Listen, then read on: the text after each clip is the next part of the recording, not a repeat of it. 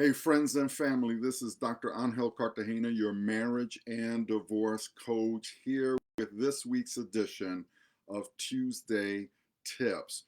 I had something planned for today in terms of, I have like a list of topics that I want to cover, but I decided to change my mind because on a particular platform, I saw someone who reached out and it was almost like a desperate plea. Like this was someone who just found out that their spouse wants to divorce them. There's a son, he's heartbroken. And the post was really like, can you help me? Can you tell me what to do? What that post did as I was praying over it was it made me realize that by the time people come to me as a divorce coach, they've kind of already gotten over the shock. They realize this is happening. They get to the point where they're like, I can't do this alone. And that's when they come to me and I work with them and help them sort of get through this journey called divorce.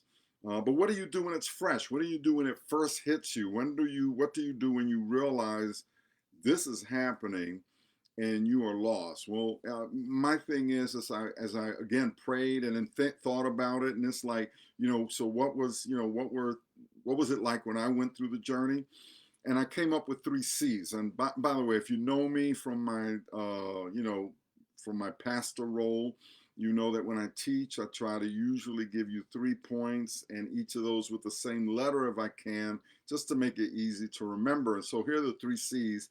If you are currently, well, first of all, let me say this. The person who put this on the platform, this is a very normal reaction. I have no fancy name or title for it. It is called disorientation, right? It's like, have you ever been walking through like a state park or a forest and you thought you knew where you were, and then all of a sudden you realize you don't know where you are? Now, if you're like me, you've got a state map, you've got a compass, and you can find yourself that way. But what if you don't have those sorts of tools? What if you had to actually find yourself out of the state park without it? Well, there are some other things that naturalists and people who do hiking professionally will tell you. For example, the position of the sun is something that will always tell you where you are, right? It is important to know the 4 points on the compass. Um, and so this idea of being disoriented, this idea of being lost when you first hear about divorce is a very common experience. So there's no fancy name for it. You're just disoriented, you're lost, you need to try and find yourself. And here are the three C's that will help you find yourself. The first C is constrain yourself. Constrain yourself. What am I saying? Don't make any major decisions. Don't make any major decisions about your job, where to live. Definitely don't start trying to have a relationship with somebody else while you're trying to resolve this mess. Um, just don't make any major decisions, at least until you've moved on to the other two C's. The second C is community. Community. In other words, you are going to need a community of people to help you get through this process. And the earlier you reach out to that community, the better for you. In that regard, I have three tips. The first is that you should seek pastoral or professional counseling. You should seek some type of counseling immediately, because that person, particularly I think if you're a Christian, it really should be a pastoral counselor. That pastor is going to help you to get oriented in the right way. And how is the right way? According to the Word of God. The second thing, or the second person I would get an accountability partner. First of all, if you're a Christian, you probably should already have one. But if you don't, you should have someone who is who's willing to walk this journey with you and to help you stay on the narrow road, on the right path. And this becomes particularly important for two issues that I've regularly run into with people. And that is, on the one hand, going back to the issue of you don't want to start a relationship with someone new. I had two brothers in my life who regularly would ask me this question: how's that purity thing working for you? Because I was resolved that I would not engage myself in any kind of relationship with someone else while I was going through this. And I had also resolved that I would not engage in any kind of behavior along those lines unless and until I got married again. I wasn't going to make the mistake of um, having a physical relationship with someone who I'm not married to. And so that was one of the ways. But here's the other one. The other way that an accountability partner helps is if either you tend to be someone who is sort of emotionally intense, I'll use that term, or your spouse who's divorcing you is emotionally intense, that can lead to some really bad confrontations, unkind words, and sometimes even worse, where law enforcement has to get involved. You don't want any part of that, right? An accountability partner is going to help you to stay calm, remain focused on what the important issue is, which is this: that if you're going to get divorced, then try to make it as amicable as possible. Now, along with this creation of community, I will add that with seeking pastoral counseling and with seeking an accountability partner, that listen, man, stay in the Word of God and stay on your knees. Pray, pray, pray. It is going to help you tremendously. So constrain yourself, community, and then the last thing I would say is communicate. Don't do this initially.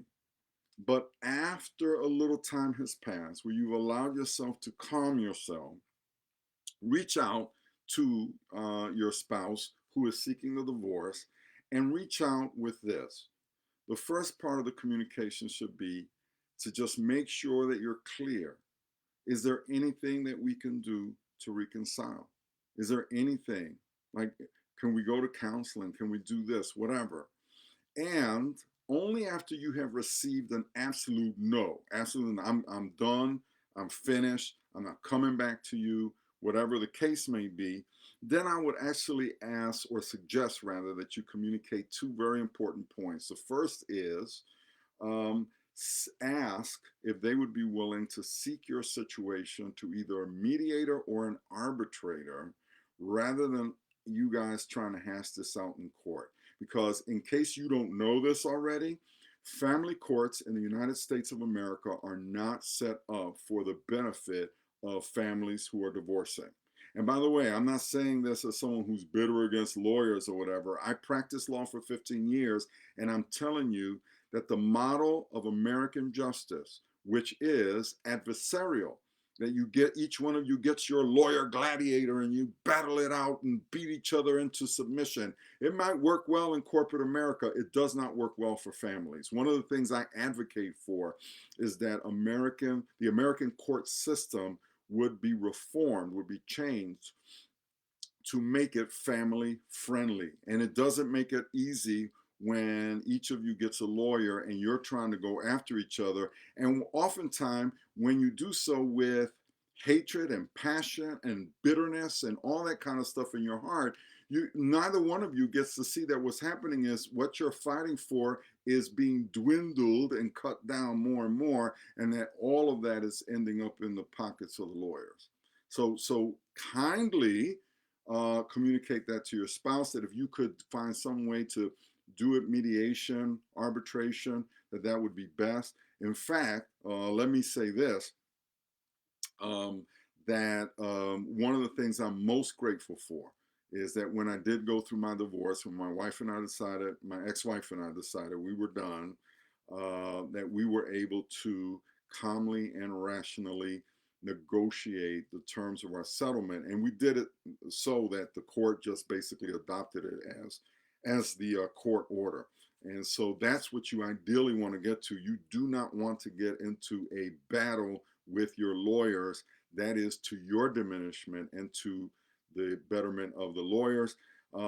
This is one of the reasons why I tell people that they may have changed divorce laws to make divorce easier, but divorce is still for the rich. That when all is said and done, one of the common results and consequences of divorce is you and your spouse will be poorer as a result.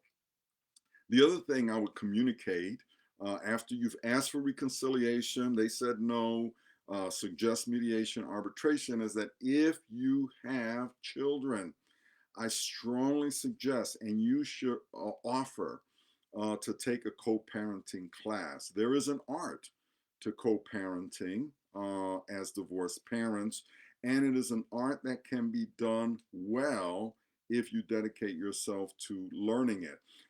There was an organization, and I'm sorry, but their name escapes me right now, in Maryland, that did a great job of teaching families how to do this. And one of the things I loved is, as I saw families go through their program, these families at the end would be healthy, communicating well. And I'm talking about the people who got divorced and whoever they married after that. Like, they were all parenting, co-parenting well. And so I would communicate that as well. So if you are in the midst of, like, you just recently found out about your divorce, and you're feeling confused and you're feeling lost, that's normal. Like, don't beat yourself up for that. You are experiencing what all of us did when we went through the process. It's called disorientation. At least that's what I call it. And it's real. Like, you feel like, what do I do next? And so my thing is, I hope that the 3 C's: constrain yourself, don't make any major decisions; community, seek it, and build it on the word of God and on prayer; and then number 3, communicate. And if you do all of those things, you should do okay.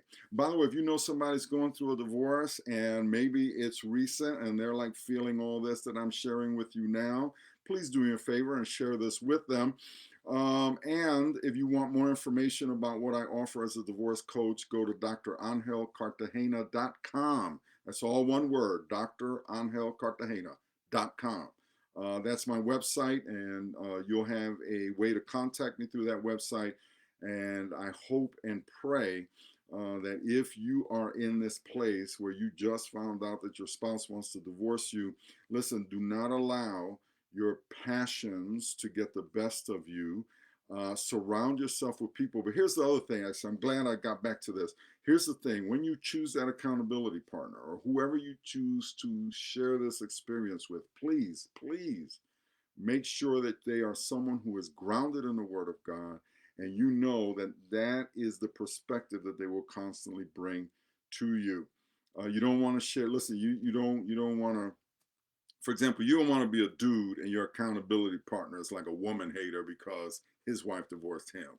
All right, you just don't want that. You don't want to share with your hairdresser who's been divorced 3 times, and the best she can give you is, girl, a man is going to be a man, is going to be a man. You understand what I'm saying? That's not the people you want to go to. You want to go to people you know who pray, who know the word well. They have spiritual maturity that's recognized in the community, and they listen. They will be responsible in how they walk you through this process. So I hope that helps. God bless you. Have a wonderful week, and until we meet sometime in the future, may the Lord bless everything that you do. May the Lord protect you and watch over you. May God, in all of His mercy, just continue to light the way for you, and may you follow willingly. Love you.